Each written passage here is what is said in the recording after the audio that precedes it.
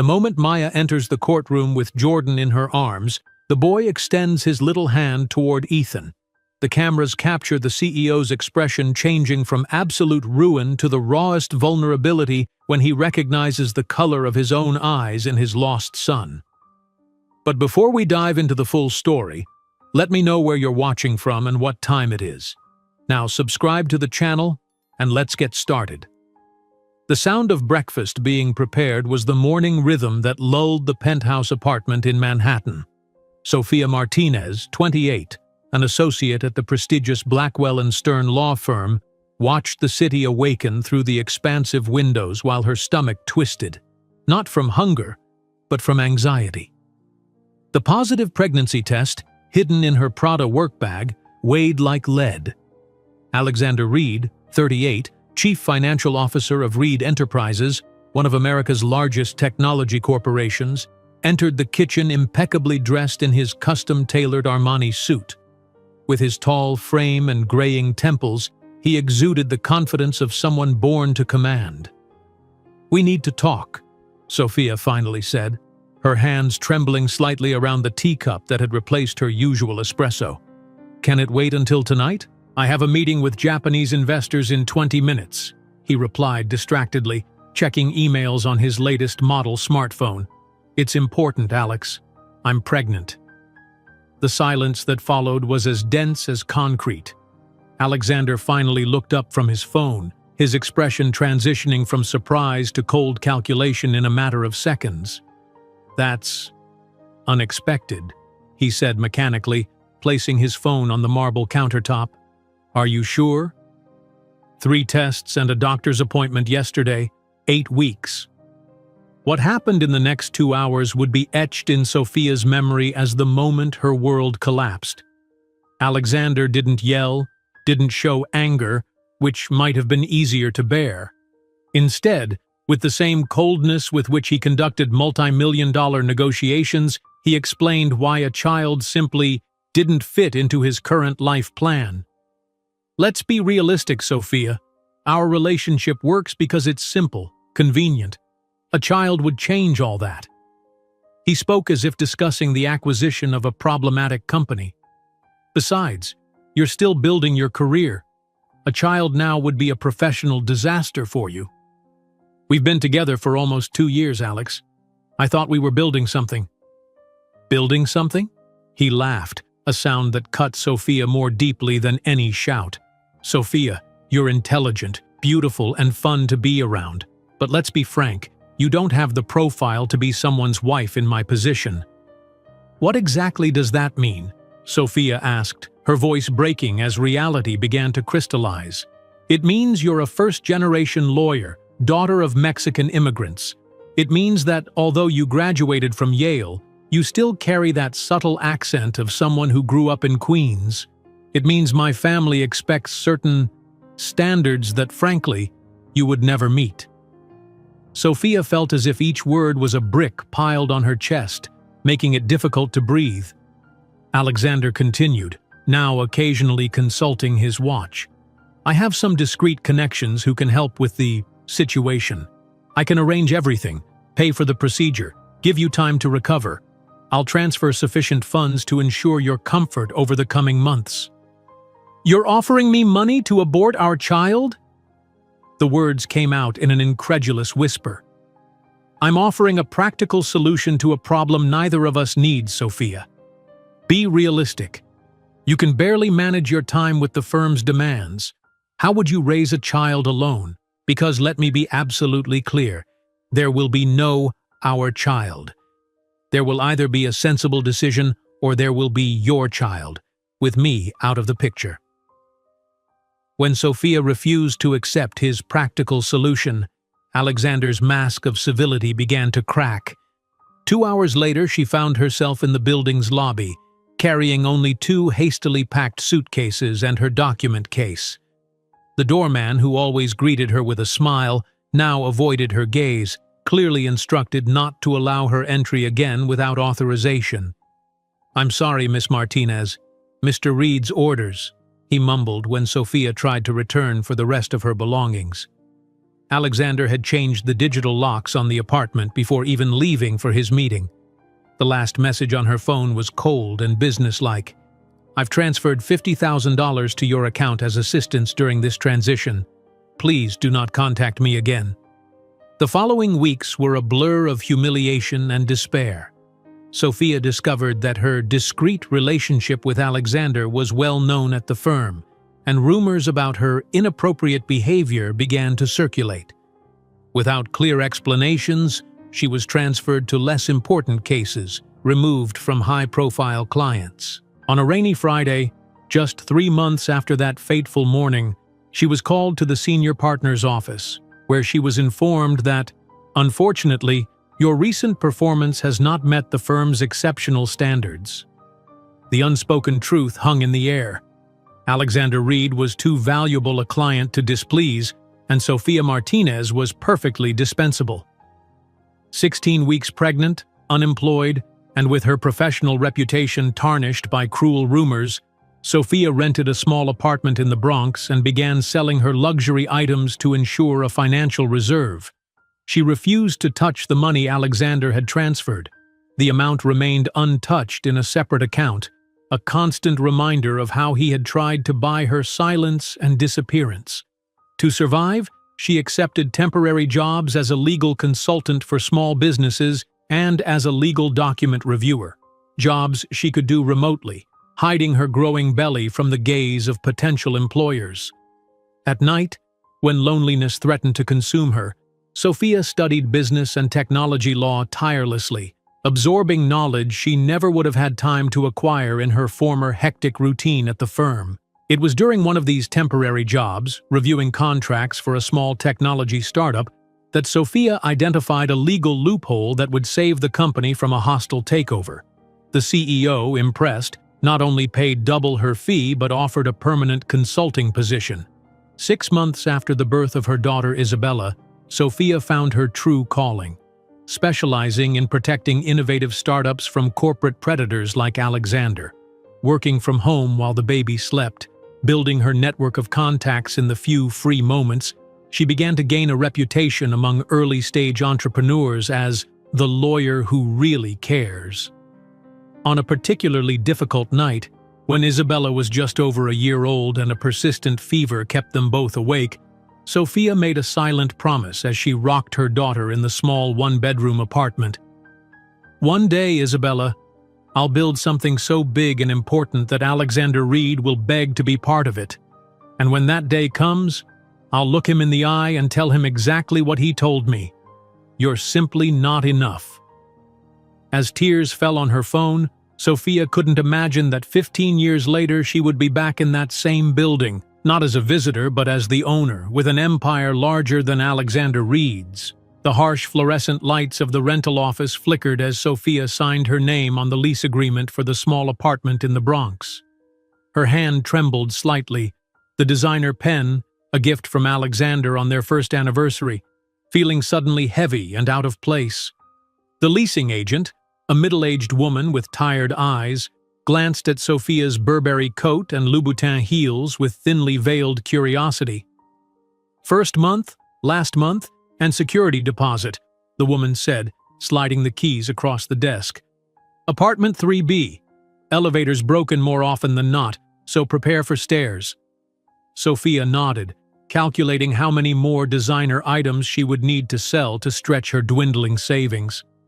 The $50,000 from Alexander remained untouched in a separate account, blood money she refused to acknowledge. The contrast between her new living situation and the Manhattan penthouse couldn't have been more stark. The apartment smelled of old cigarettes and discount cleaning products. A water stain spread across the ceiling like a tea spill, and the linoleum in the kitchen curled at the edges. This was what $2,200 a month bought in New York City when you weren't living in a corporate executive's penthouse. 2 days later, Sophia returned to Blackwell and Stern, head held high despite the whispers that followed her through the corridors. As she passed the break room, conversation abruptly ceased, only to resume in hushed tones once she was out of earshot. "She slept with Reed to get the Goldstein case," she overheard one associate mutter to another. "Classic partner track shortcut." Sophia's cheeks burned, but she kept walking, files clutched tightly against her chest. She had earned the Goldstein case through 80-hour work weeks and brilliant legal strategy, not through her relationship with Alexander. But perception had already become reality. Eleanor Fisher, head of the corporate litigation department, called Sophia into her office that afternoon. The large windows showcased the Manhattan skyline, a view Sophia had once hoped would someday be hers. "Sophia, we need to discuss your caseload," Eleanor began, not quite meeting Sophia's eyes. "The partnership feels it might be best to transfer you to some less complex matters for the time being." "May I ask why?" Sophia's voice remained steady despite the knot forming in her stomach. "The Goldstein merger is entering a critical phase, and I've been handling the due diligence for months." Eleanor shuffled papers on her desk. "For your own good, really, given your personal situation. The firm feels you might benefit from a reduced workload." The subtext was clear. Your relationship with a major client has imploded, and now you're a liability. Over the next weeks, Sophia watched as her carefully built career crumbled. Cases were reassigned. Client meetings no longer included her. Partners who once sought her input now barely acknowledged her presence. Still, she arrived early, stayed late, and produced impeccable work, hoping her performance would overcome the whispers. Meanwhile, her pregnancy progressed. At 16 weeks, her fitted suits no longer concealed her changing body. She began wearing looser clothing, drawing more whispers and speculative glances. On a particularly rainy Friday afternoon, Sophia was summoned to managing partner Jonathan Blackwell's office. His assistant's sympathetic look told her everything before she even stepped through the door. "Sophia, please, sit down." Blackwell gestured to a chair. At 65, he had the weathered look of a man who had seen everything in his 40 years of corporate law. "I'll be direct. We've been monitoring your work product, and unfortunately, your recent performance has not met the firm's exceptional standards." The practiced words washed over her. They both knew this had nothing to do with her performance. "Alexander Reed called you," Sophia stated flatly. Blackwell's momentary discomfort confirmed her suspicion. "This isn't about any individual client. It's about maintaining the reputation and standards of Blackwell and Stern." As Sophia cleaned out her desk under the curious gazes of colleagues, Miranda, a junior associate, approached cautiously. "This is bullshit," she whispered. "Everyone knows you're the best associate in the department." "Thanks, Miranda. Reed is a platinum client.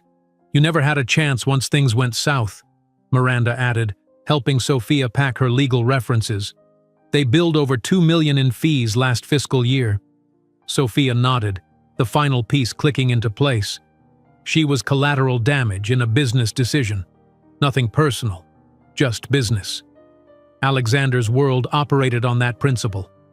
The following weekend, Sophia hung her designer suits in the small closet of her Bronx apartment, the musty smell of mildew greeting her. She ran her hand across a Chanel jacket, remembering Alexander's approving smile when she'd worn it to a corporate gala. "You look like you belong," he had said, unintentionally revealing how he truly saw her, an outsider trying to fit in. Monday morning found her at a recruiting agency specializing in legal placements.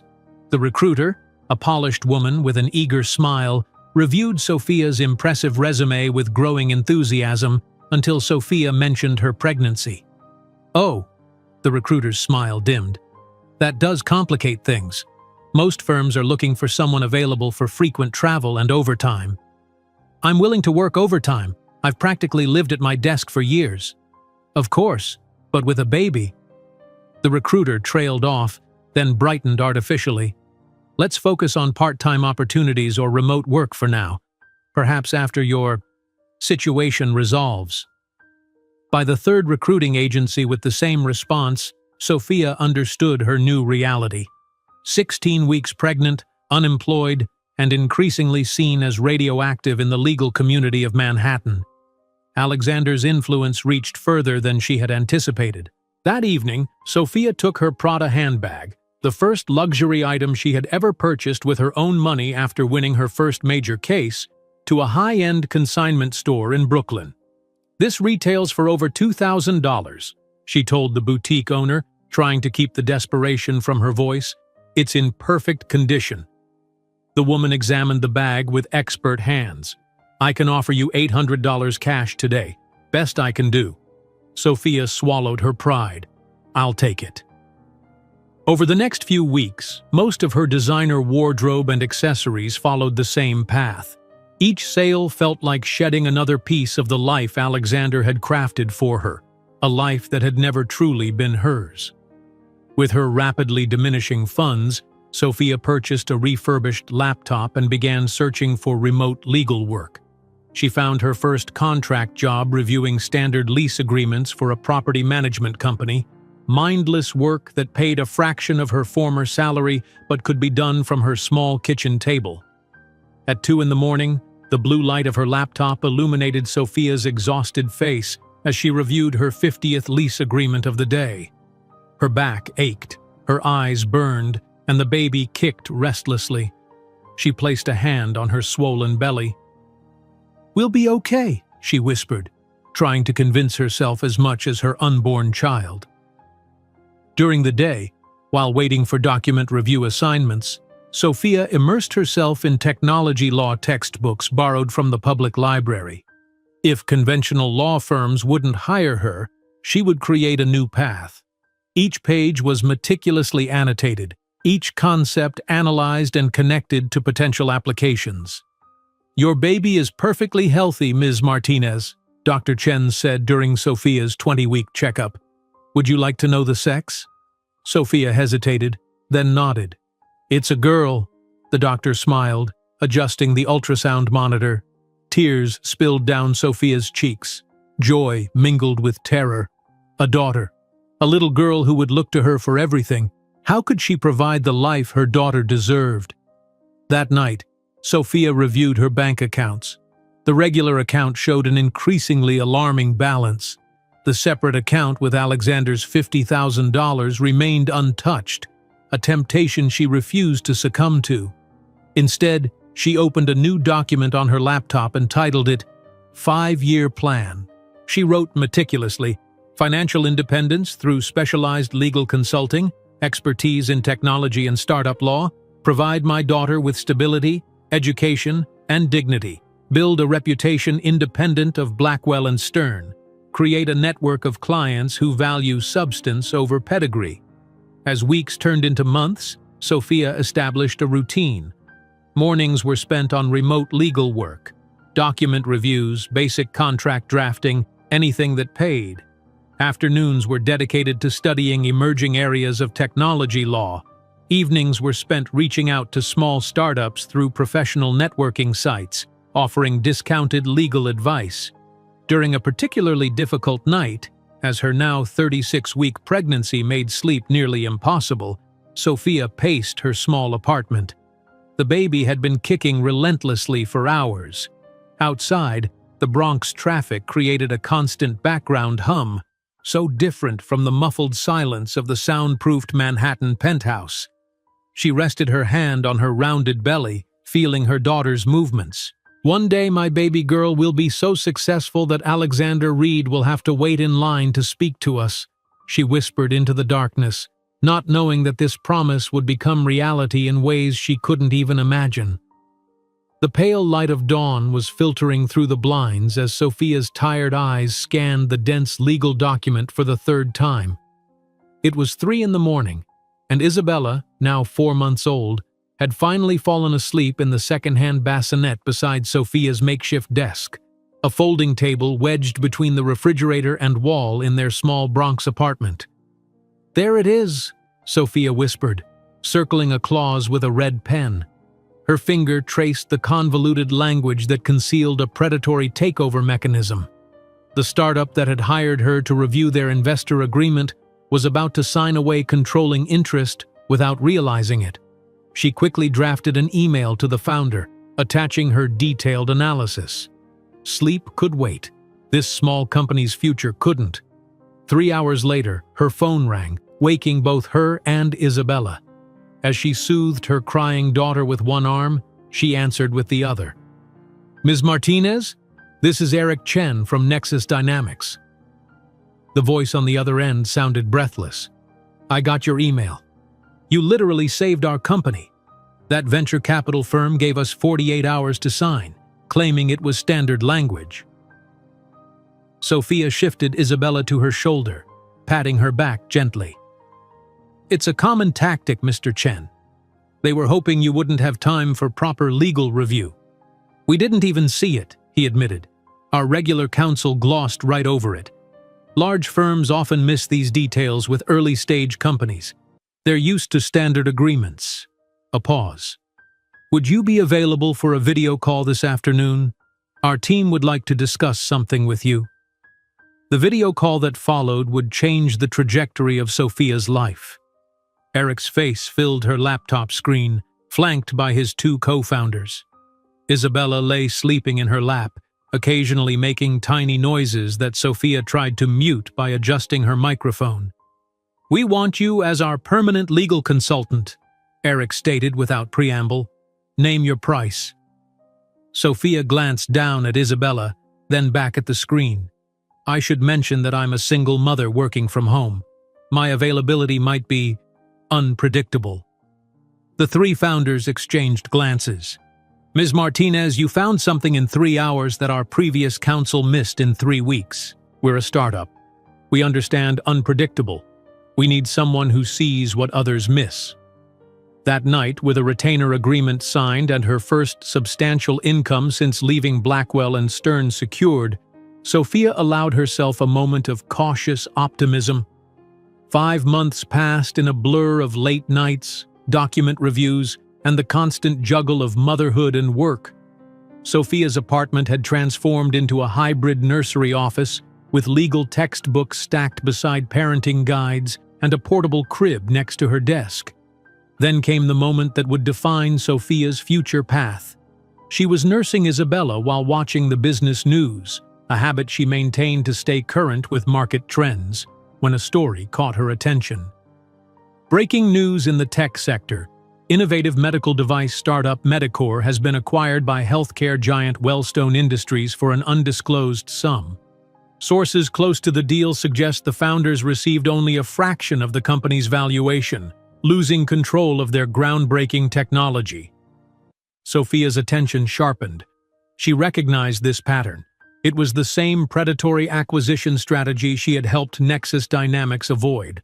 Her mind raced with possibilities. How many other small companies were falling victim to these tactics? How many brilliant innovators were losing their life's work because they couldn't afford sophisticated legal protection?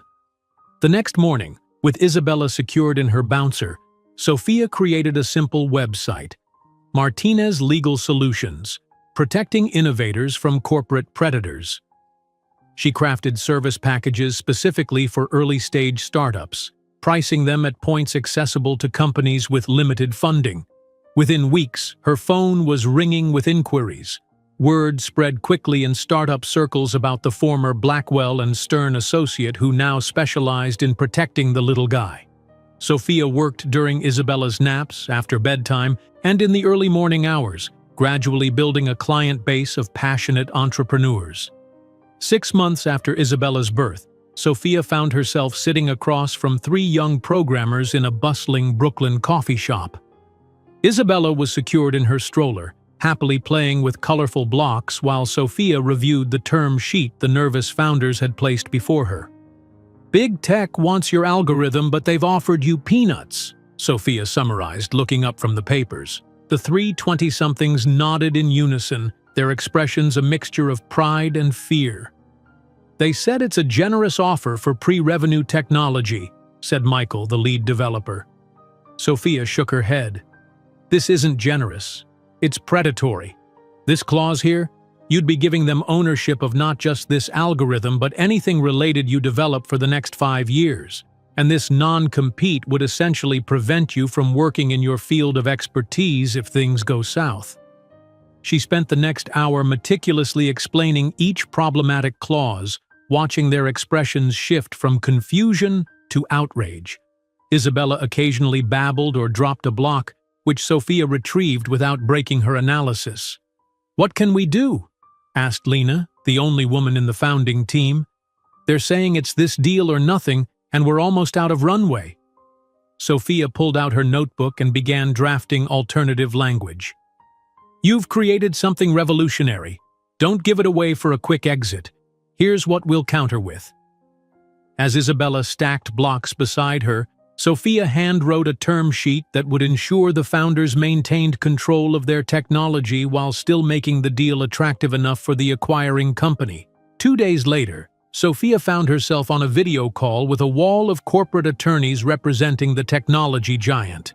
She sat at her kitchen table, projecting a calm authority that betrayed none of the chaos of the morning.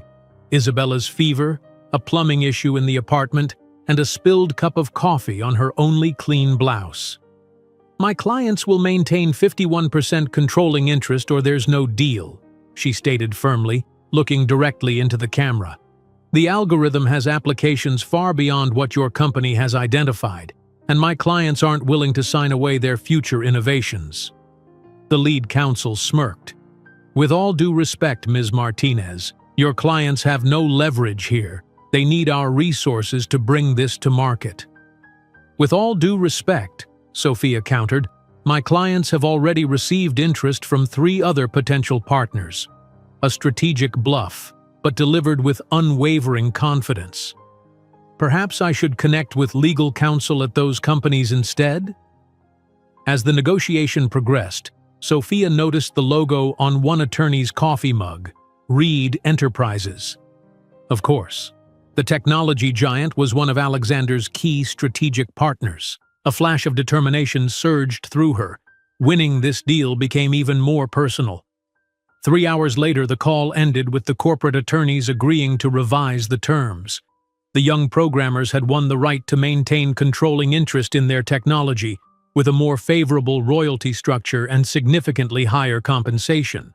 When the final agreement was signed a week later, the founding team met Sophia at the same Brooklyn cafe to celebrate. Isabella slept peacefully in her stroller while they toasted with coffee instead of champagne. "You saved us," Michael said earnestly, raising his cup. "We wouldn't have known how to fight back without you." Sophia smiled, glancing at her sleeping daughter. "I'm learning that sometimes the most important battles are the ones fought for others." As the programmers left, promising to refer other startups to her services, Sophia felt something she hadn't experienced since before Alexander's rejection: purpose. Each small company she helped was a step toward building something meaningful from the ashes of her previous life. That night, as she reviewed another contract while Isabella slept, Sophia allowed herself to dream bigger than mere survival. Perhaps there was a way to systematize what she was doing, to help more innovators stand against corporate giants. The seed of an idea began to form, one that would eventually grow into something far more powerful than she could yet imagine. "You saved us," one of the programmers had said at their goodbye. He couldn't know that in many ways, they had saved her too, giving her not just income, but a mission that would eventually transform the landscape of corporate power itself.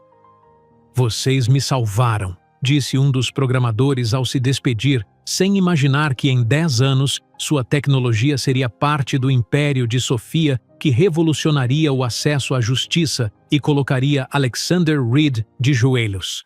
The seed of purpose planted by helping those young programmers had taken root and grown within Sophia.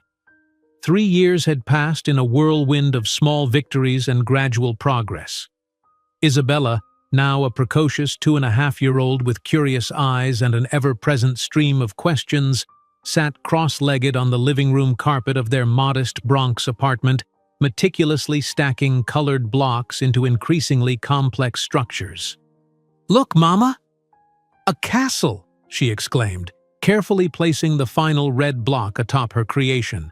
"That's beautiful, mija," Sophia replied, glancing up from her laptop where she was reviewing the latest iteration of her business plan. The document represented months of research, countless late nights, and a vision that had evolved from mere survival to something far more ambitious. Today marked a pivotal moment. In 30 minutes, 2 recent MIT graduates would arrive at her apartment, brilliant programmers she had spent weeks courting with nothing but her conviction and the promise of creating something revolutionary. The doorbell rang precisely at 4 o'clock.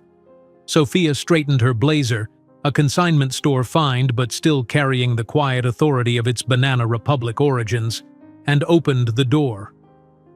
"Raj, Emma, thank you for coming," she greeted, ushering in the young programmers. Their eyes darted curiously around the apartment, taking in the hybrid living space that functioned as both home and office. Isabella looked up from her blocks, studying the newcomers with undisguised interest. "This is my daughter, Isabella," Sophia introduced. "Isabella, say hello to Mama's colleagues." "Hello," Isabella said with the careful enunciation of a child determined to be taken seriously. "Are you building something too?" Emma smiled, crouching down.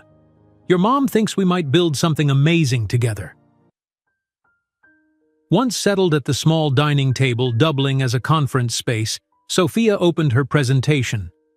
Imagine a system that could scan 100-page contracts in seconds and identify legal traps that would normally take hours for lawyers to find, she began, her voice carrying the quiet conviction that had become her trademark.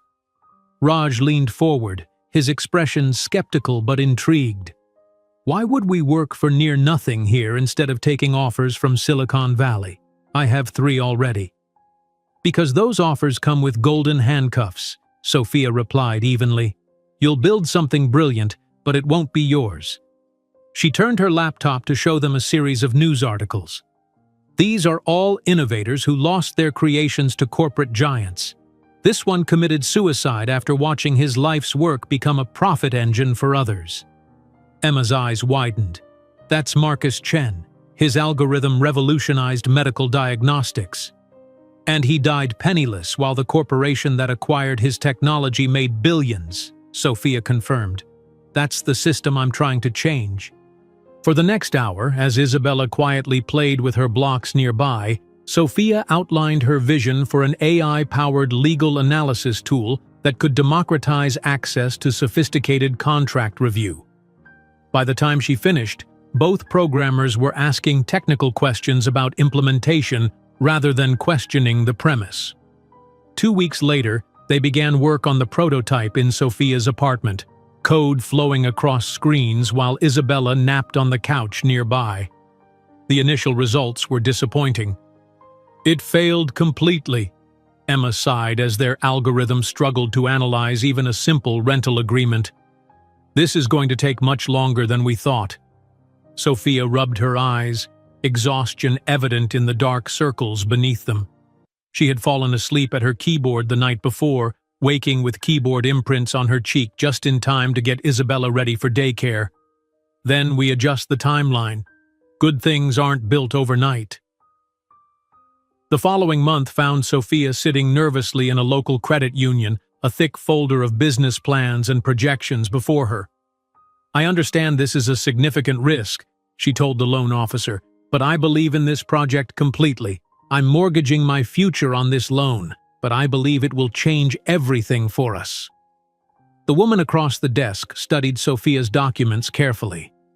"Your credit score is excellent, Ms. Martinez, and your business plan is impressively detailed, but startups have a high failure rate, especially in legal tech." "I know the statistics," Sophia replied. "I also know what happens when David has the right tools to fight Goliath." She walked out with a loan that felt simultaneously like a lifeline and a weight. That night, she stared at her reflection in the bathroom mirror, whispering, "No turning back now." As weeks turned into months, progress came in fits and starts. Sophia juggled contract legal work with overseeing the algorithm development, often working until the early hours before catching a few hours of sleep. The most difficult moments were the mornings when Isabella would cling to her leg at the babysitter's door. "Don't go, Mommy!" she wailed one particularly difficult Tuesday, her small hands gripping Sophia's pencil skirt with surprising strength. Kneeling down to eye level with her daughter, Sophia gently wiped away Isabella's tears. "Mommy is building something important for us, my love." something that will help people who need it, just like we needed help once. But I miss you, Isabella hiccuped. I miss you too every minute we're apart, Sophia answered truthfully. But sometimes we have to do hard things to make life better later. I promise it will be worth it. Those words became a mantra during the challenging months that followed. When the algorithm failed for the third time, when rent was due and a client payment was delayed, when Isabella developed an ear infection that kept them both awake for 3 straight nights, Sophia repeated to herself, "It will be worth it." Finally, after nearly 8 months of development, they had a working prototype. The AI could now scan standard contracts and flag potentially problematic clauses with reasonable accuracy. It wasn't perfect, but it was promising enough to show potential investors. Sophia spent weeks preparing for her presentation to a local technology incubator, rehearsing in front of the bathroom mirror while Isabella slept. On the morning of the presentation, she dressed in her most professional outfit, a navy blue suit purchased second-hand but carefully tailored to fit her perfectly. Despite her preparation, Sophia couldn't hide the dark circles under her eyes or the slight tremor in her hands as she set up her laptop. The room contained 6 evaluators, all men, all watching her with expressions ranging from polite interest to barely concealed skepticism. Our prototype, which we call David, can analyze complex contracts in minutes instead of hours, Sophia explained, demonstrating the system's capabilities. It identifies predatory clauses that even experienced lawyers might miss, especially when working under time pressure. As the demonstration progressed, the evaluators' expressions shifted. Questions became more technical, more engaged. By the conclusion, the lead investor was leaning forward, calculator in hand. "We're offering $250,000 for 15% of your company," he stated after a brief discussion with his colleagues. "Your technology has significant potential, particularly for consumer protection applications." Sophia maintained her composure, but her heart raced. This was it, the first validation that her vision could become reality. 2 weeks later, Sophia stood in an empty office space in a converted industrial building in Brooklyn. The space was small, the floors scuffed, the walls in need of paint, but it was hers, the first official home of Martinez Innovation. As she watched the sign installer affix the company name to the frosted glass door, a sense of accomplishment washed over her. While interviewing potential assistants the following week, Sophia was clear about her priorities. "I need someone who doesn't mind if a 3-year-old occasionally runs through the office," she told candidates. "My daughter is part of this journey." Walking past a newsstand on her way home, a magazine cover caught Sophia's eye. Alexander Reed's confident smile beamed from the cover of Forbes under the headline, "The Family CEO, How Reed Balances Empire and Values." She picked it up, studying the image of the man who had once deemed her unworthy. He looked exactly the same, impeccably dressed, perfectly groomed, radiating the effortless confidence of the privileged. That evening, as Sophia tucked Isabella into bed, the little girl asked the question Sophia had been dreading. "Mommy, where is my daddy?" Sophia swallowed hard, carefully considering her response. How do you explain deliberate abandonment to a child? How do you tell the truth without passing on your pain? "Some families have a mommy and daddy, others just a mommy or just a daddy," she finally said, smoothing Isabella's dark curls. "Our family is perfect just like this, you and me." Isabella seemed to accept this answer, at least for now, and soon drifted to sleep. Sophia returned to the living room where the Forbes magazine lay open to Alexander's interview. As she closed it, placing it in the recycling bin, she couldn't have imagined that in just 7 years, it would be her on Forbes's cover with the headline, "The Visionary Who Transformed Access to Justice," an issue that Alexander would read with growing horror. The magazine with Alexander's face slid into the recycling bin, but his smug smile lingered in Sophia's mind. 5 years had passed since that evening when Isabella first asked about her father, and the trajectory of their lives had transformed with breathtaking speed. The Martinez Innovation headquarters now occupied an entire floor in a renovated Brooklyn warehouse. What had begun as 3 people in a cramped office had blossomed into a team of 45 dedicated employees. Through the floor-to-ceiling windows of her corner office, Sophia could see the Manhattan skyline, a daily reminder of how far she had come and how much further she intended to go. "The fourth quarter projections are complete," announced Melissa, her chief of staff, placing a tablet on Sophia's desk. "Our platform reduced legal analysis time by 87% across all client categories." Sophia scrolled through the data, a small smile playing at her lips. "Schedule a meeting with the development team. I think we can push for 90% by year-end." Her attention was diverted by a calendar notification. Isabella's mathematics competition final was in 2 hours. No matter how crucial the day's meetings, Sophia never missed her daughter's events. This balancing act had become her signature as a leader.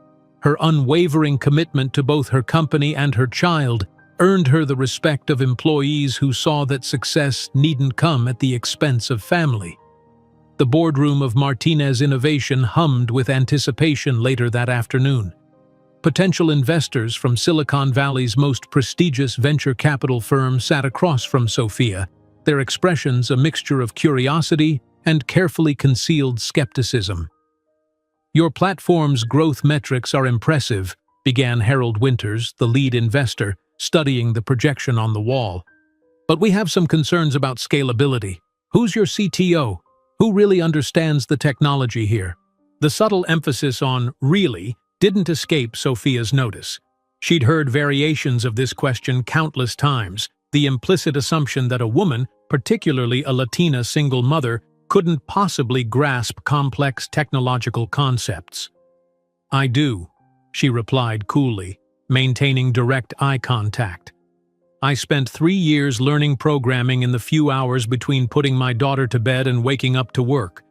While my technical team handles implementation, I understand every line of code in our system." She stood, taking control of the presentation. "Let me walk you through our proprietary algorithms architecture and explain exactly how we've achieved those scalability metrics you're concerned about." For the next 30 minutes, Sophia delivered a technical breakdown so precise that Winter's skepticism gradually transformed into grudging respect. By the time she concluded, the room's energy had shifted palpably.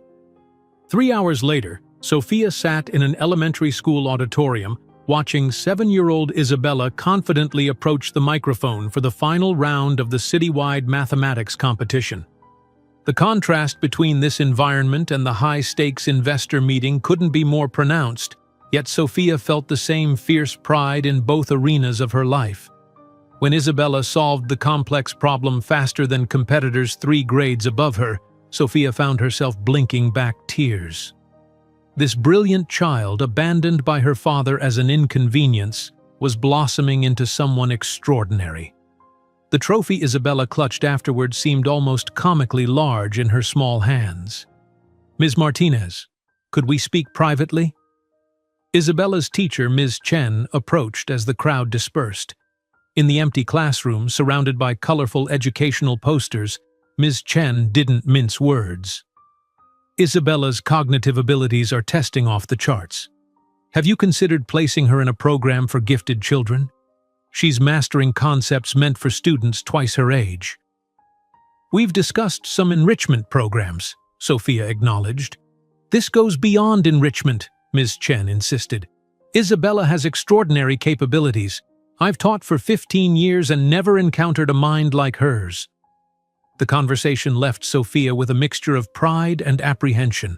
Isabella's brilliance was becoming increasingly apparent, which meant more questions about her genetic heritage would inevitably follow. Back at the office the following day, Sophia interviewed candidates for the Director of Technology position. The company's growth necessitated experienced leadership in key departments. Richard Donovan, with his Stanford PhD and decade at Google, seemed perfect on paper. "Your platform has remarkable potential," he noted during the interview, his tone slightly condescending. "With the right technical direction, you could really optimize these algorithms." What specific optimizations would you suggest? Sophia asked pleasantly. When he outlined his approach, Sophia nodded thoughtfully before opening her laptop. That's interesting. We actually explored that path 8 months ago. She turned the screen toward him, displaying complex code. We found these inefficiencies in that approach and developed this alternative architecture instead. See the difference in processing speed? Richard's expression shifted from condescension to surprise as Sophia walked him through the technical details that she, supposedly just the business person, shouldn't have understood. I didn't realize you were so involved in the technical side, he stammered. I'm involved in every aspect of my company, she replied simply. That's non-negotiable for anyone joining our leadership team. Despite his initial misjudgment, Richard proved himself adaptable and respectful. Sophia hired him, appreciating how quickly he recognized her technical acumen. Within months, he became one of her most valued team members, never again making the mistake of underestimating her. Late one evening, Sophia remained in the office reviewing code for their next major release. This algorithm can be optimized here and here, she noted, marking sections on her tablet. Implement these changes by tomorrow. Her developer nodded, no longer surprised by her technical insights. The company culture had evolved to recognize that their CEO wasn't just a business visionary, but a technical contributor. The platform's reputation grew with each successful case. When a small medical device inventor faced a patent battle against a pharmaceutical giant, Martinez Innovation's system identified precedents and strategic approaches that helped secure a landmark victory. The case caught media attention, leading to the first major article about the company in the New York Times. Martinez Innovation, the startup democratizing access to corporate justice. Isabella, now in 2nd grade but taking advanced classes with older students, read the article with fierce pride. "You're famous, Mommy," she declared, carefully cutting out the article for her scrapbook. That evening, as Sophia helped Isabella with homework that would challenge most middle schoolers, the girl looked up suddenly. "Mommy, the kids at school asked why I don't have a dad." The question, though anticipated, still caused Sophia's heart to clench. She had prepared for this moment, determined to shield Isabella from both the harshness of rejection and any sense of lacking. Some families have a mommy and daddy, others just a mommy or just a daddy, she explained carefully. Our family is perfect just like this, you and me. But where is he? My dad, Isabella persisted. He wasn't ready to be a father, Sophia said, choosing her words with care. That was his choice, and it says nothing about how amazing you are. Some people aren't ready for the responsibility of a family. The conversation was mercifully interrupted by a call from Sophia's CFO, announcing that their latest funding round had closed successfully, valuing the company at $100 million. 2 weeks later, Sophia sat across from executives representing one of the largest legal technology conglomerates in the world. Their offer to acquire Martinez Innovation for $150 million lay on the table between them. "This is a generous offer," the lead negotiator emphasized. "More than generous for a company your size." Sophia studied the documents thoughtfully. 5 years ago, this sum would have seemed unimaginable. Now it felt inadequate for what she had built. "I appreciate your interest," she replied, closing the folder. "But I didn't build this to sell it. I built it to transform it into something bigger." Later that night, Sophia stood before her bathroom mirror, taking a rare moment of stillness in her otherwise relentless schedule. She hardly recognized the woman looking back at her, confident, successful, powerful. Her wardrobe had evolved from second-hand finds to custom designs, her posture from the defensive curl of the wounded to the straight-backed stance of a leader. "Not enough," she whispered to her reflection, echoing Alexander's cruel dismissal years ago. The memory no longer stung as it once had. Instead, it fueled her. That night, after declining the acquisition offer of $150 million, Sophia smiled at her reflection in the mirror, The same woman that Alexander Reed had considered insufficient was now worth more than he could imagine, and she was just getting started. That night, after declining the acquisition offer of $150 million, Sophia smiled at her reflection in the mirror. The same woman that Alexander Reed had considered insufficient was now worth more than he could imagine, and she was just getting started. 3 years had passed since that pivotal decision, and the Martinez Innovation Group now occupied an entire gleaming floor in the financial district with floor-to-ceiling windows offering panoramic views of Manhattan.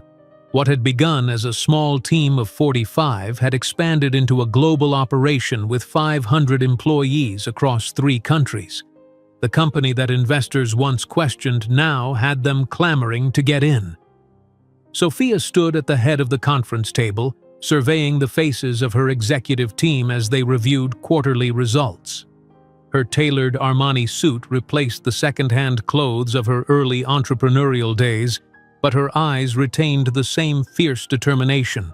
The David platform has officially helped its millionth client prevail against a corporate giant, announced Carlos, her chief marketing officer, his voice filled with pride.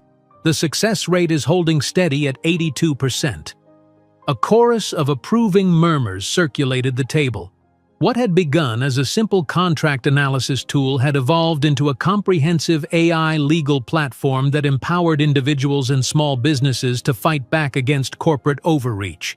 They called it David against the corporate Goliaths, and the name had become synonymous with justice in the digital age. These numbers are impressive, Sophia acknowledged, but we're approaching a crossroads. She tapped her tablet, and a global map appeared on the wall screen. It's time to expand internationally and consider taking the company public. The suggestion sent a ripple of excitement through the room, followed by thoughtful silence. Richard, now her trusted CTO, leaned forward. An IPO would give us the capital to scale globally, but it comes with significant drawbacks. Quarterly earnings pressure, noted her CFO. Shareholder expectations often conflict with social impact priorities. And substantially increased public scrutiny, added Melissa, who had risen from assistant to chief of staff. An IPO means your personal life becomes public property, Sophia. Everything. Your background, your family, Isabella. Sophia nodded, having already considered these implications. Schedule meetings with our top 3 investment banking options. I want to understand exactly what we're walking into. That evening, Sophia left the office early to attend Isabella's science competition finals. At 10 years old, Isabella had blossomed into a remarkable child with an insatiable curiosity and analytical mind that regularly left adults struggling to keep pace. The auditorium fell silent as Isabella approached the microphone, her posture confident beyond her years. My project explores algorithmic approaches to identifying patterns in climate data that traditional models miss, she began, her articulation flawless. From her seat in the 3rd row, Sophia felt her chest swell with pride. This extraordinary child had once been deemed an inconvenience by Alexander, an obstacle to his carefully planned life. Now Isabella was captivating a room full of scientists and academics with insights that could potentially reshape climate research. When Isabella was awarded the grand prize, the applause was thunderous. Watching her daughter accept the trophy, Sophia couldn't help but think about how much Alexander had lost through his callous rejection, the opportunity to know this brilliant, compassionate human being. Later that night, as they shared ice cream at their favorite local shop, Isabella grew uncharacteristically quiet. "Is everything okay, mija?" Sophia asked, noticing her daughter's furrowed brow. Isabella hesitated, pushing her spoon through the melting dessert. "Mom, why do we never talk about my father?" The question, though anticipated, still caught Sophia off guard.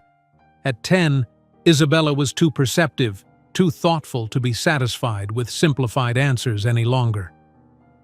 Sophia took a deep breath, setting down her spoon.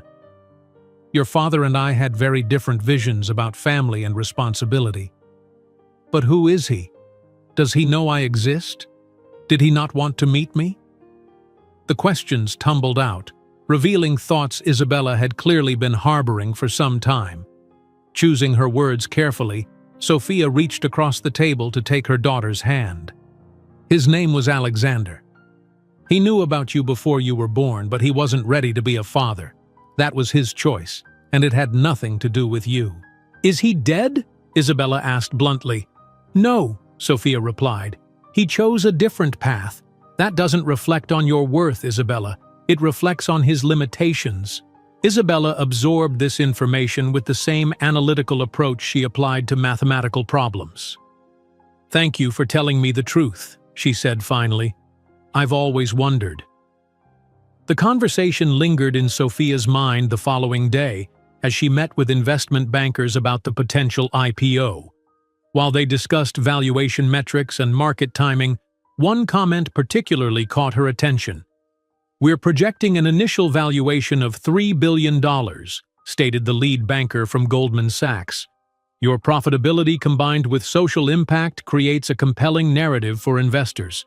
$3 billion. The figure was staggering, evidence of how far she'd come from that rainy day when Alexander had dismissed her from his life with a cold transfer of $50,000. As the meeting concluded, her assistant approached with a tablet. Your 4 o'clock is waiting, but I thought you might want to see this first. She handed Sophia the device, displaying a confidential market analysis report. Reed Enterprises lost 40% of market value in the past 2 years, Sophia read. Her interest immediately piqued at the familiar name. Declining innovation, leadership challenges, strategic missteps. Her eyes fixed on Alexander's name in the report. After all these years, seeing it still triggered a complex emotional response. Not pain anymore, but something more calculating. Thank you, she told her assistant. I'll be there shortly. That evening, after Isabella had gone to bed, Sophia sat in her home office researching Reed Enterprises more thoroughly. The company that had once seemed an unassailable fortress was showing significant vulnerabilities. Alexander's leadership was being questioned by industry analysts, and their products were increasingly described as dated and overpriced. Most interesting was the detailed breakdown of their divisions. Reed Enterprises' legal technology branch, ironically the very sector Sophia had revolutionized, was particularly underperforming. Their outdated approach and rigid pricing models were losing market share to more innovative competitors, primarily the Martinez Innovation Group. Sophia picked up her phone. Research team? I need a comprehensive analysis of Reed Enterprises' legal technology division. Financials, technology assessment, client retention rates, everything. Priority level 1. The following morning, Isabella sat across from Sophia at breakfast, her expression contemplative. I searched online about Reed Enterprises last night, she said suddenly. Sophia nearly choked on her coffee. You did what? After our talk about my father, you mentioned his name was Alexander, and I remembered seeing a Reed Enterprises magazine in your office once. It wasn't difficult to connect the dots. Isabella's matter-of-fact tone belied the significance of her discovery. This was the double-edged sword of raising a brilliant child. Nothing stayed hidden for long. Sophia had always intended to tell Isabella the complete truth when she was older, but apparently older had arrived sooner than expected. Alexander Reed is my biological father, isn't he? Isabella asked directly. Sophia nodded, seeing no point in denial. Yes, he was the CFO when I met him, though I believe he's CEO now. Isabella processed this information with remarkable composure. Thank you for not lying to me. I appreciate honesty, even when it's complicated. Later that day, as Sophia reviewed the preliminary research on Reed Enterprises, a plan began forming in her mind.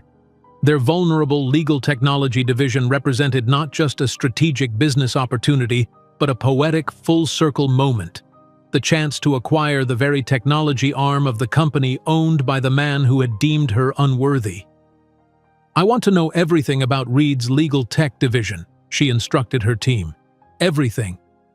While studying Alexander's company's financial reports, a plan began to form in Sophia's mind. not just to expand her own empire, but to strategically acquire the part of Alexander's company that symbolized everything he had chosen over her and Isabella. While studying Alexander's company's financial reports, a plan began to form in Sophia's mind, not just to expand her own empire, but to strategically acquire the part of Alexander's company that symbolized everything he had chosen over her and Isabella. 2 years passed with the momentum of a high-speed train. The day Sophia stood on the floor of the New York Stock Exchange, Isabella at her side, marked the culmination of a journey neither of them could have imagined in that small Bronx apartment a decade earlier. The Martinez Innovation Group's initial public offering had shattered expectations, with shares climbing 63% on the first day of trading. "Mom, they're waiting for you," Isabella whispered, her 12-year-old face alight with excitement as they prepared for the ceremonial ringing of the opening bell. Sophia squeezed her daughter's hand, taking in the moment. The girl who had once been deemed an inconvenient complication to Alexander Reed's carefully planned life now stood tall and poised, her brilliant mind already taking college-level courses. Together, they symbolized everything Alexander had rejected and everything Sophia had built despite him. The bell rang and applause erupted across the trading floor. Cameras flashed, capturing the moment for financial news networks worldwide. Sophia Martinez, once a discarded pregnant lawyer, was now the CEO of a company valued at $7 billion. "Ms. Martinez, over here!" reporters called. "How does it feel to lead one of the most successful tech IPOs of the year?" Sophia answered questions with practiced ease, her custom Carolina Herrera suit a far cry from the second-hand clothes she'd worn during her early entrepreneurial days. Isabella stood beside her, handling the attention with remarkable composure for someone so young. Back at company headquarters, champagne flowed as employees celebrated. The magazine covers arrived the next morning, Forbes featuring Sophia's confident smile beneath the headline, "The Digital Justice Warrior: How Sophia Martinez Democratized Legal Access." The irony wasn't lost on her. These were the same publications that had once featured Alexander extolling his family values. 3 months after the IPO, Sophia sat in her expanded corner office reviewing acquisition targets. The Martinez Innovation Group was cash-rich and strategically positioned to grow through targeted purchases of complementary technologies. Her eyes lingered on one particular report. "The Reed Enterprises Legal Technology Division continues to underperform," read the analysis. "Cash flow problems throughout the parent company have led to underinvestment in R&D.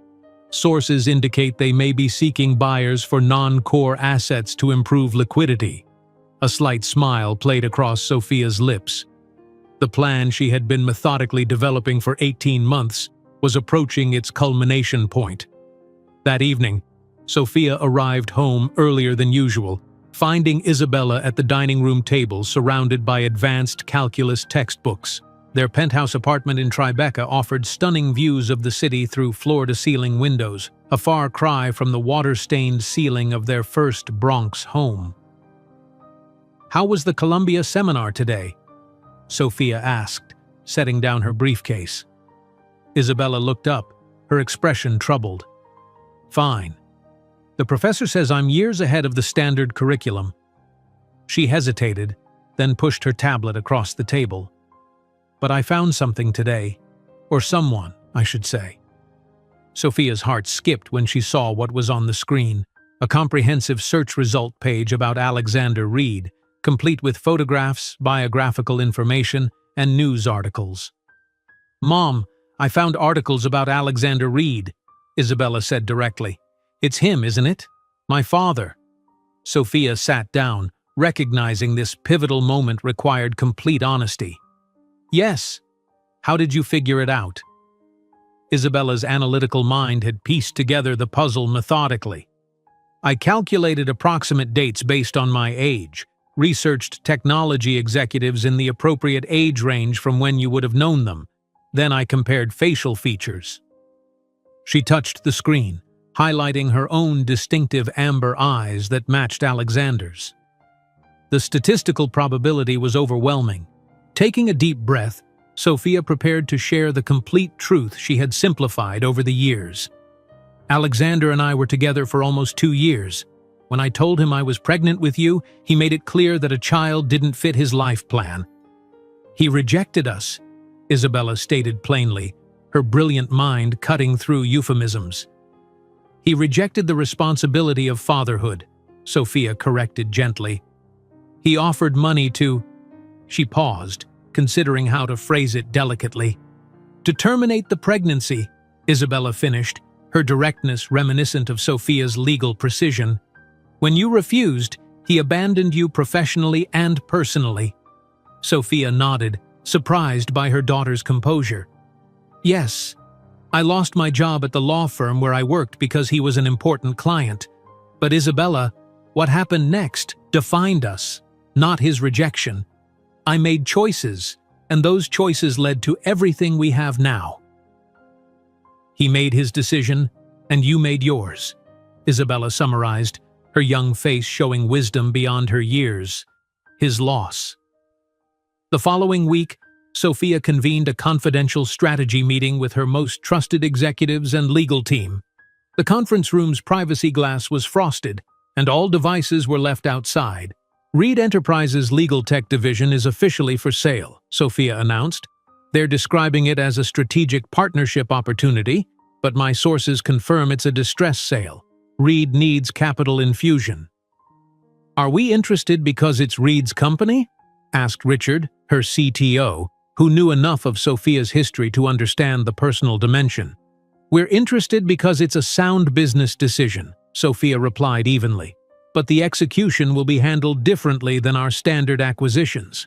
I want all negotiations conducted through subsidiaries and intermediaries. My name shouldn't appear until the final stage. Her general counsel raised an eyebrow. May I ask why? Strategic advantage, Sophia answered simply. Reed wouldn't sell to us directly if they knew who was behind the offer. Over the next 4 months, a complex acquisition strategy unfolded. Sophia orchestrated every move with chess master precision, using shell companies and third-party law firms to approach Reed Enterprises. The struggling company, eager for the cash infusion, failed to investigate thoroughly who was behind the generous offer for their underperforming division. They've accepted our final offer, her M&A lead announced one afternoon. $1.7 billion for their entire legal technology division. Excellent. Sophia nodded. Now for the final phase. Schedule the announcement for next month, coinciding with our annual charity gala. The gala had become a highlight of New York's social calendar, raising millions for access to justice initiatives.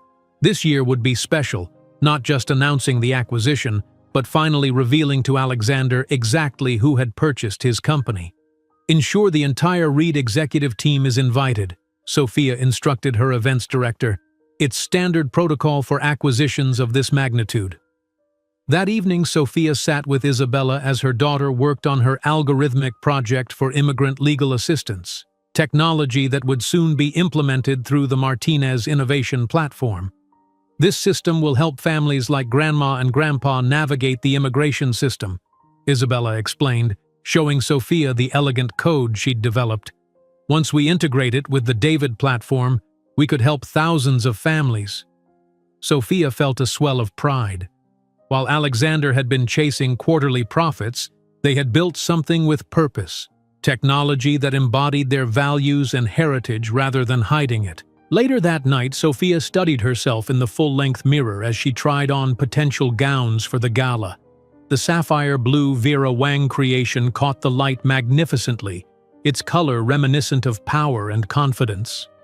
This one, she told her stylist, with the diamond necklace.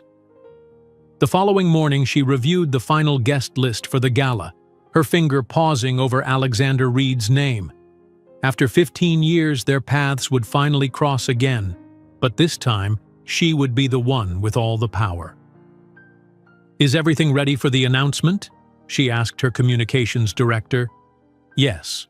We'll reveal the acquisition, followed immediately by Isabella's Immigrant Legal Assistance Project launch. The press is already calling it the technology event of the year." Sophia nodded, satisfaction warming her chest. In less than 30 days, Alexander Reed would discover that the woman he had once considered without the right profile was now the owner of part of his empire, and this was just the beginning of her poetic justice. The night before the gala, as she adjusted the diamond necklace she would wear, Sophia reflected that in less than 24 hours, Alexander Reed would discover that the woman he had considered without the right profile was now the owner of part of his empire, and this was just the beginning of her poetic justice. The night before the gala, as she adjusted the diamond necklace she would wear, Sophia reflected that in less than 24 hours, Alexander Reed would discover that the woman he had considered without the right profile was now the owner of part of his empire, and this was just the beginning of her poetic justice. The Metropolitan Museum of Art gleamed under strategically positioned lights, transforming its neoclassical facade into an almost ethereal vision in the New York night. The guest list for the Martinez Innovation Group's annual charity gala included the cream of American society: politicians, celebrities, technology titans, and billionaire philanthropists, all gathered under the pretext of raising funds for access to justice programs while actually seeking connections and influence. Alexander Reed, now 53, observed the crowd from atop the main staircase, a glass of 30-year-old whiskey in hand. The years had been kind to his appearance. A few strategic wrinkles only accentuated his air of authority, and the gray at his temples had spread evenly, giving him a distinguished look. His Tom Ford tuxedo fell impeccably across his broad shoulders. Superficially, he appeared to be the same confident magnate as always. Only his inner circle knew the truth. Reed Enterprises faced its worst crisis in 3 decades.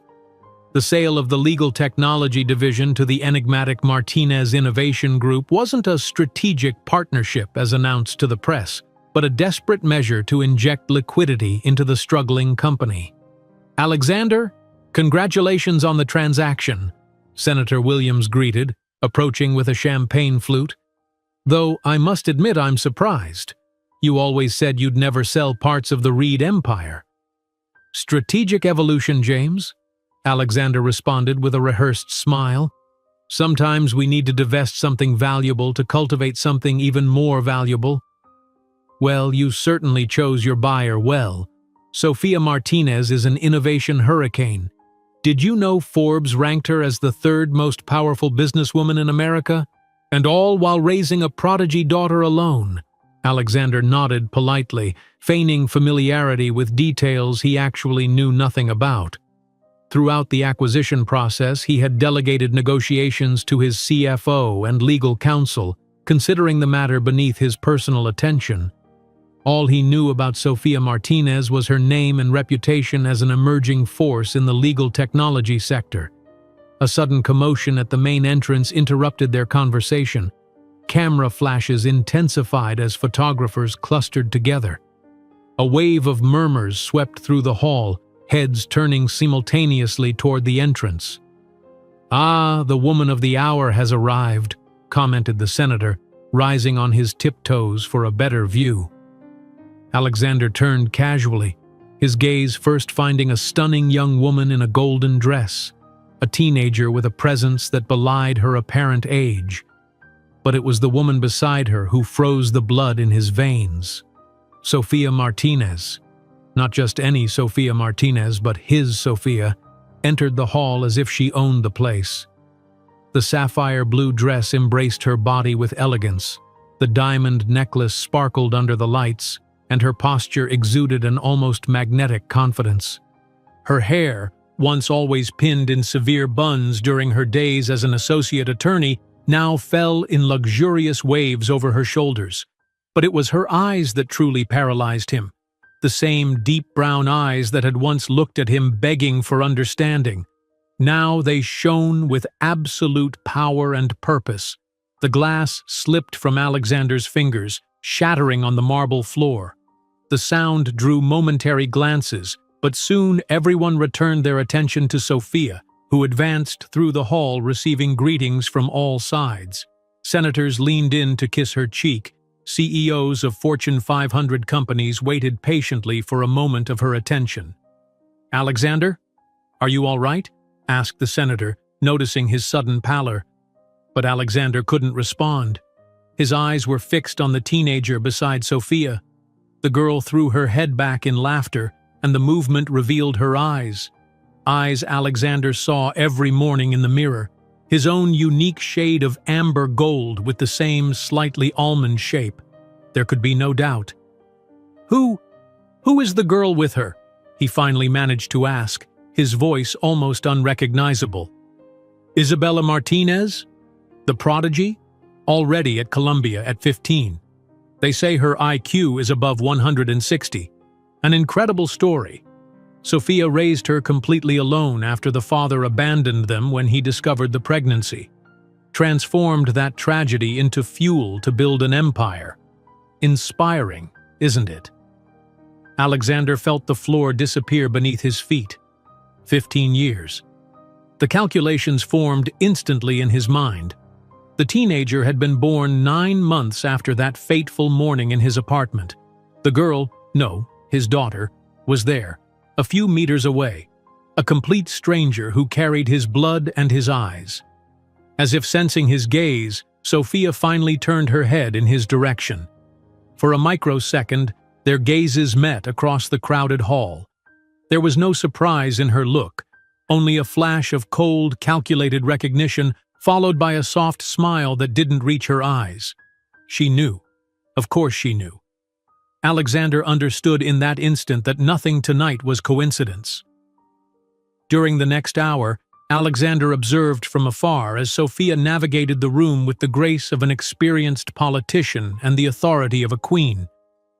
Isabella remained by her side, visibly impressing everyone she spoke with. He tried to approach them 3 times, but on each occasion Sophia subtly moved to another area of the hall, maintaining a calculated distance. It was only when the CEO of Goldstein and Partners Investment Bank approached Alexander that he began to understand the true magnitude of the situation. "Reed, your move was brilliant," commented Goldstein, swirling the ice in his glass. "Selling to Martinez before she could acquire your shares on the open market. You narrowly avoided a hostile takeover." "What are you talking about?" Alexander asked, his voice tense. "Come on, no need to be modest. Everyone on Wall Street knew Martinez had been secretly buying Reed shares for 2 years. 6 more months, and she would have had enough control to force a board vote. By proposing the sale of the legal technology division first, you at least got a good price." Alexander's face paled even more. He hadn't proposed the sale. The initial approach had come from the Martinez Innovation Group, presented as an unmissable opportunity by his CFO. The entire process had been meticulously orchestrated not as a lifeline for Reed Enterprises, but as part of a much larger plan. When the lights dimmed and Sophia took the stage for her speech, Alexander finally understood the perfect trap he had fallen into. "Good evening, everyone," she began, her clear, confident voice echoing through the silent hall. "Today we celebrate not just a business acquisition, but the realization of a vision that began in a small apartment in the Bronx 15 years ago, when I was an unemployed single mother, without support, but with a daughter to fight for." Her eyes swept the hall, momentarily pausing on Alexander. "When I founded the Martinez Innovation Group, I promised myself I would build a company that would transform access to justice for those who, like me once, were considered insufficient." The word hit Alexander like a physical blow, his own words, thrown back at him with surgical precision. "Our acquisition of Reed Enterprises' legal technology division marks the beginning of a new era, and I would like to invite to the stage someone who represents everything we fight for, my daughter, Isabella Martinez, who developed the legal assistance algorithm for immigrants that we will implement as the first project after this acquisition." Isabella took the stage to enthusiastic applause. Standing side by side, mother and daughter presented a powerful image of legacy and continuity. Alexander's eyes, the same eyes as Isabella's, shone in the teenager's face as she eloquently explained her innovative project. When the speech ended, the hall erupted in applause. Sophia and Isabella descended from the stage, immediately surrounded by admirers. Alexander finally gathered enough courage to approach, taking advantage of a momentary gap in the circle around them. "Sophia," he said, his voice almost inaudible under the crowd's buzz. She turned slowly, as if not surprised by his approach. Her eyes met his with a disturbing serenity. "Alexander Reed," she responded, her tone perfectly professional. "How nice to finally meet you in person after all these weeks of negotiation through our representatives." "Can we talk privately?" he asked, struggling to maintain composure. "I'm afraid my schedule is completely full tonight," she replied with a polite smile. "But perhaps we can schedule a meeting through our assistants next week to discuss the transition?" At that moment, Isabella turned to them, her curious eyes assessing Alexander. "Isabella, this is Alexander Reed, CEO of the company we just acquired," Sophia introduced her naturally. "Mr. Reed, my daughter, Isabella." Alexander found himself unable to speak as he looked directly at his daughter's face for the first time. The resemblance was undeniable. The shape of the face, the eyes, even the way she tilted her head slightly as she studied him. "Your contractual analysis algorithms had serious structural flaws," Isabella commented with surprising frankness. "I'm looking forward to leading the team that will completely restructure them." Before Alexander could respond, the governor of New York approached to congratulate Sophia, effectively ending the conversation. With a polite nod, Sophia and Isabella moved away, leaving Alexander petrified in the middle of the hall. While Sophia and Isabella received deafening applause after their speeches, Alexander finally understood the magnitude of his mistake. The woman he had discarded had become not just his equal, but his superior in every aspect, and the confrontation he had tried so hard to avoid that night was just beginning. While Sophia and Isabella received deafening applause after their speeches, Alexander finally understood the magnitude of his mistake. The woman he had discarded had become not just his equal, but his superior in every aspect, and the confrontation he had tried so hard to avoid that night was just beginning. As the crowd dispersed for the dinner portion of the evening, Alexander maneuvered through the sea of designer gowns and tuxedos with singular determination. The shattered whiskey glass from earlier had been swept away, but the internal fracturing of his composure remained. After 15 minutes of strategic positioning, he finally found Sophia in a relatively quiet alcove near the museum's Egyptian collection, momentarily separated from her constant entourage. "Sophia," he said, his voice steadier than he felt, "we need to talk." She turned to face him, her expression betraying neither surprise nor distress. The sapphire blue dress caught the light as she moved, a stark contrast to the ill-fitting department store clothes she'd worn when clearing out her desk at Blackwell and Stern 15 years earlier. "Mr. Reed," she replied, her tone coolly professional, "I don't believe we have anything personal to discuss. This is merely business." 15 years, he said, his voice dropping to ensure privacy. "And you planned all of this?" A slight smile played across Sophia's lips, reminiscent of the expressions he'd seen countless times during board meetings when someone had walked into a trap of their own making. "Not everything is about you, Alexander," she responded calmly. "Reed Enterprises was simply another strategic acquisition in our portfolio." She paused, her eyes studying him as if he were a curious specimen. "If you'd been paying attention to your analysts' reports over the past 3 years, you would have noticed your company was on a collision course with obsolescence." She took a sip of champagne. "The fact that you're here tonight is just an interesting coincidence." "She's my daughter," he said, his voice nearly breaking. "Biologically, yes," Sophia agreed. "Legally? Your name doesn't appear on any document. Paternity is more than DNA, Alexander. It's presence, sacrifice, sleepless nights, unconditional support, in all the ways that truly matter." "Isabella," has no father. The clinical precision of her assessment cut deeper than any emotional outburst could have. This wasn't the wounded woman he might have expected. This was a calculated strategist who had outmaneuvered him on every level. "I made a mistake," he admitted, the words unfamiliar on his tongue. In boardrooms, Alexander Reed never acknowledged errors. He reframed them as strategic pivots. "A mistake," Sophia repeated, as if examining an unusual term. "Is that what you call abandoning a pregnant woman, ensuring her professional destruction, and discarding her as insufficient? Semantics matter in our profession, Alexander. What you made wasn't a mistake, it was a choice." A waiter approached with fresh champagne. Sophia accepted a glass with gracious thanks, the momentary interaction demonstrating how effortlessly she navigated between icy confrontation and warm sociability. "I want to know her," Alexander pressed once they were alone again. "Isabella. She's brilliant, clearly. Those eyes are the only thing you gave her," Sophia interrupted. "Everything else, her brilliance, her compassion, her resilience, those came from being raised by someone who valued her unconditionally." She checked her diamond watch.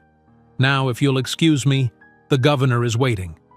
With that, she glided away, leaving Alexander with the bitter realization that he no longer commanded the power to keep people in rooms against their will. His title, his wealth, his status, none of it impressed the woman who had once been desperate for his approval. Throughout the evening, he observed Sophia and Isabella from a distance, cataloging similarities and differences.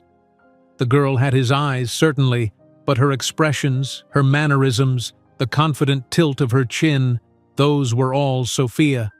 15 years of moments he would never recover, of a relationship that could never be retroactively established. Near midnight, as the gala began winding down, Alexander made one final attempt to approach.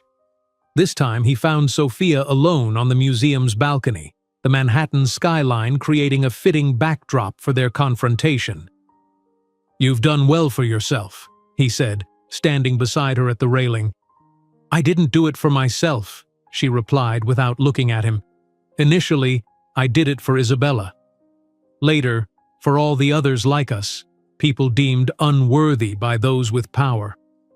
And for revenge," he added. Now she turned, her expression unreadable in the dim light. "Revenge would imply I still cared about your opinion, Alexander. I stopped caring years ago. Yet you orchestrated this entire acquisition. You could have purchased any company, but you specifically targeted mine." "I targeted an underperforming asset in a sector where we excel," she corrected. "The fact that it belonged to you was poetic, perhaps, but not the primary motivation."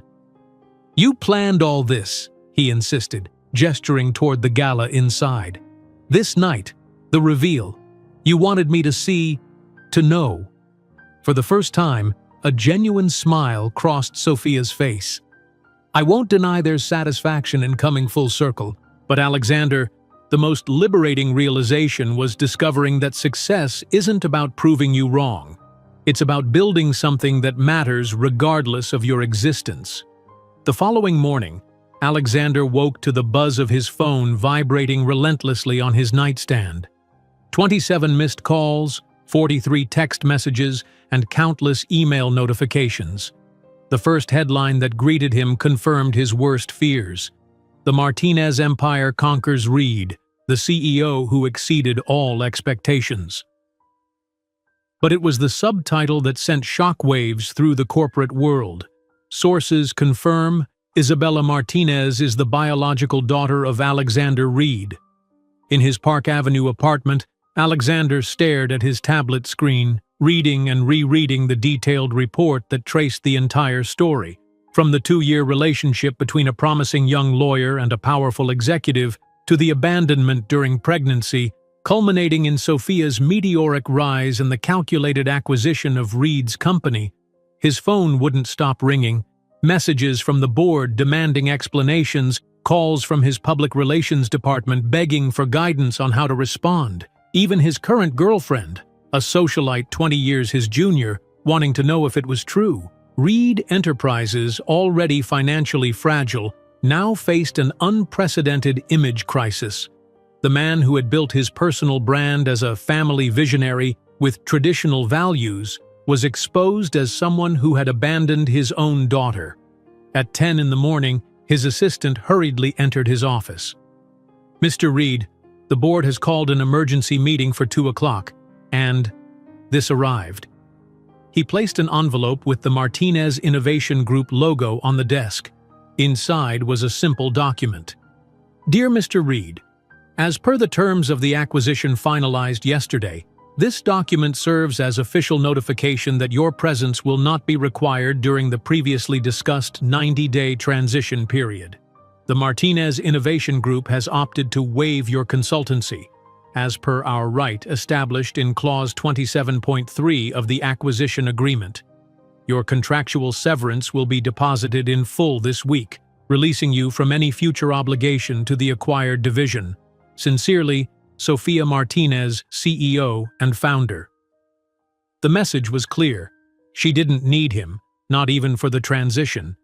It was an elegant and brutal reminder that he was completely dispensable. 2 hours later, his personal attorney sat across from him with a grave expression. "I'll be direct, Alexander. Legally, you have no rights over Isabella. There's no record of paternity, you never contributed financially, and the statute of limitations for establishing legal paternity expired years ago. Moreover," he cleared his throat uncomfortably, "attempting to establish any claim now after the public exposure would be seen as opportunism by the court." "There must be something we can do," Alexander insisted.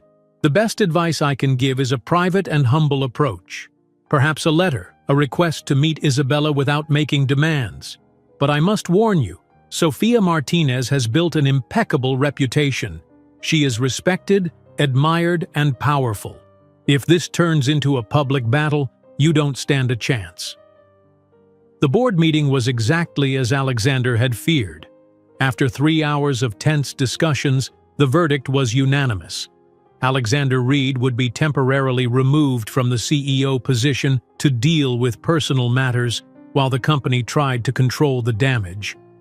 When Alexander finally managed another opportunity to approach Sophia again near the end of the night, his words came out rushed and desperate. "You planned all of this, didn't you? The acquisition tonight? All so I would discover about her." Sophia looked at him with an expression that mixed slight amusement and pity.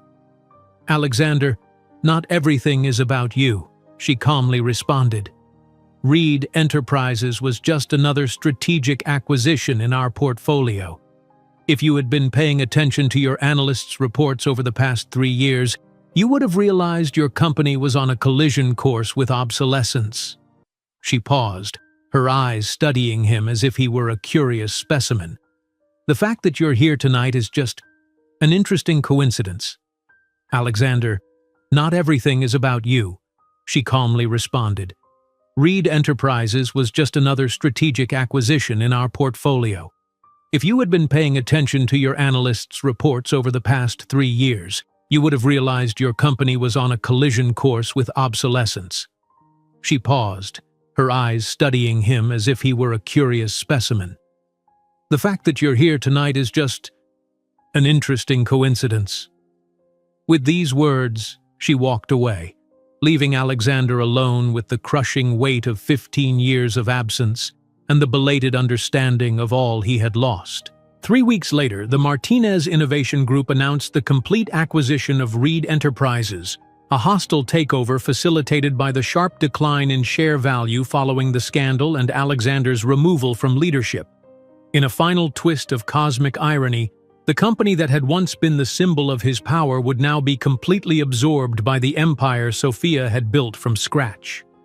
Alexander watched the announcement from his half-empty apartment, whiskey in hand, as Sophia stood confidently behind a podium emblazoned with the Martinez logo. The television volume was too low to hear her words, but her posture told the story.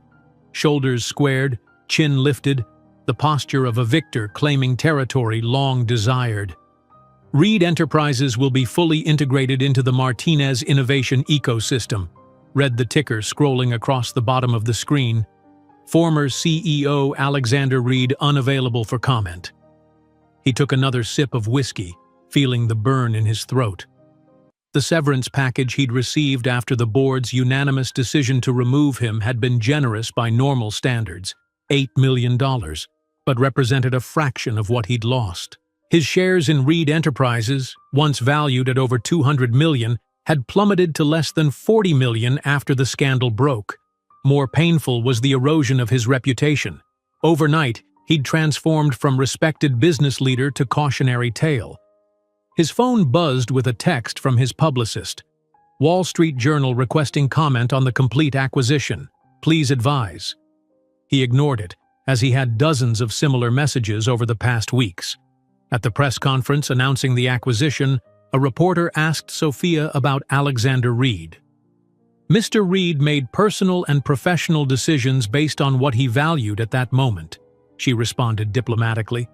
The Martinez Innovation Group also makes decisions based on our values: innovation, inclusion, and access to justice. This acquisition isn't personal. It's simply the next logical step in our mission. The camera lingered on her face, capturing the perfect composure that revealed nothing of the personal triumph she must have felt. She had mastered the game Alexander had once claimed she couldn't even understand. The subtle theater of power. The performance of leadership that inspired both fear and devotion. That evening, alone with Isabella in their Tribeca apartment, away from cameras and public performance, Sophia finally allowed herself a moment of genuine reflection. They sat together on the oversized sectional sofa, Isabella curled against her mother's side as she had done since childhood, both still in their formal attire from the press conference. "Do you think he really cares about me? Or is he just trying to save face?" Isabella asked, her analytical mind still processing the events of recent weeks. Sophia considered the question carefully. "I think he genuinely regrets his choices now, but regret isn't the same as love or commitment. People like Alexander see relationships as transactions, what they can gain versus what they need to invest." "And you, Mom? This whole acquisition? Was it revenge?" Isabella's piercing gaze, so like Alexander's in color but so different in its depth of empathy, searched Sophia's face. Sophia smiled, stroking her daughter's hair. "In the beginning, perhaps I dreamed of something like this as revenge. But somewhere along the years, I realized that true freedom comes from building something meaningful, not from destroying what someone else valued." "But you did destroy his company," Isabella observed with an ironic smile. "No, darling. Reed Enterprises was self-destructing for years with outdated business decisions and lack of innovation. We merely accelerated the inevitable and, in the process, will save thousands of jobs and transform the technology for a better purpose." Sophia paused. The real triumph wasn't acquiring his company, but building a life so complete that when we finally met again, I felt absolutely nothing. No anger, no resentment, no that old need for approval. Meanwhile, in his apartment, Alexander scrolled through his phone's photo gallery, pausing on an image from a technology conference 5 years earlier. He stood center stage, confident and commanding, the Reed Enterprises logo projected behind him. The world had seemed so orderly then, so predictable. Success had felt like his birthright rather than something earned or maintained. Now that same certainty seemed like arrogance. How had he failed to notice Sophia's steady acquisition of Reed shares over the past 2 years? How had his executives missed the warning signs of Martinez Innovation's strategic positioning? The answers were uncomfortable but clear. He had been too focused on appearances, on maintaining the narrative of success, rather than the substance of it. The following morning, Alexander Reed watched the television announcement of the complete restructuring of the former Reed Enterprises. The new name would be incorporated into the Martinez Group, and Isabella would lead the technology innovation team as junior director, her first official role in her mother's company. Moving to the window of his apartment, boxes packed for his move to a smaller condominium, his personal fortune drastically reduced after the shares collapsed, Alexander realized the magnitude of his loss.